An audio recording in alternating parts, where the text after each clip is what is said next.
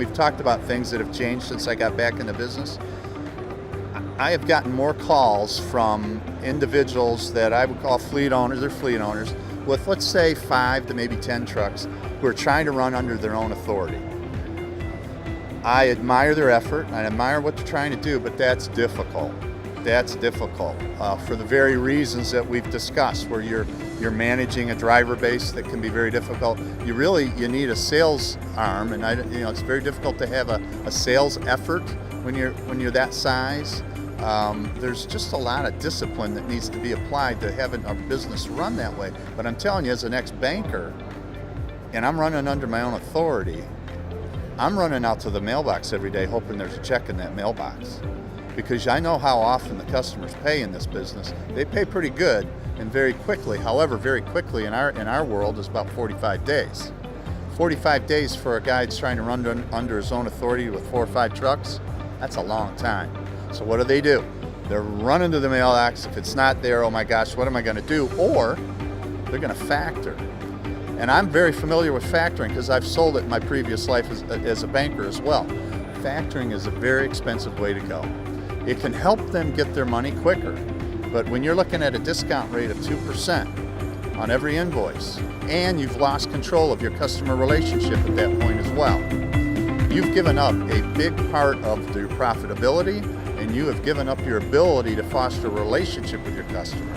So factoring can play a role, but that is a very difficult way to go when you're a small business owner. The support group of an ES, working with a carrier base that they're comfortable with, that they've partnered with for a while, they'll offer that cash flow without any discount coming from a factoring company, without losing the relationship with your customer. Once you've factored off that receivable, kiss your relationship goodbye, because the factor wants his money, he wants it quick.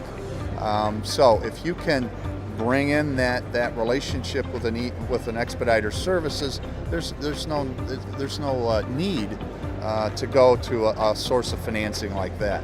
That is a much more expensive proposition to be running your company than it would be to align yourself with a carrier and Expediter Services. There's no comparison if you did the math. Man, that is a great question. And I'll probably still be around to see where that's at. I think premium transportation is going to be bigger and better. I do believe that, because that's where we're going to go. I think that there's going to be some interesting things happening with when the ELD thing really comes into play. We've all been kind of trying to get there, but once it's there, I think what we're going to see is finally a return to rates that can really be supportive of drivers and really be supportive of everybody else that's working with the drivers and the carriers. I think the shippers are really going to understand that when there's detention time, there really can't be detention time anymore. So I think it's going to be some very interesting times. I think anytime there's a kink in the supply chain, then expediters come into play. When ELDs become mandated, there will be a kink, several kinks in the supply chain. That's where we come into play. So I look at that as being a big positive for expediters. We're an ambulance service for freight, and there's going to be more emergencies as a result of what the ELD mandate will bring on. There will be more emergencies, and we'll be there to help take care of those emergencies. In fact, when I was in the industry years ago, I could say expedite to any shipper and they'd go, whoa, okay, high price. Now they understand charter avoidance, anything, service avoidance, keeping the customer happy.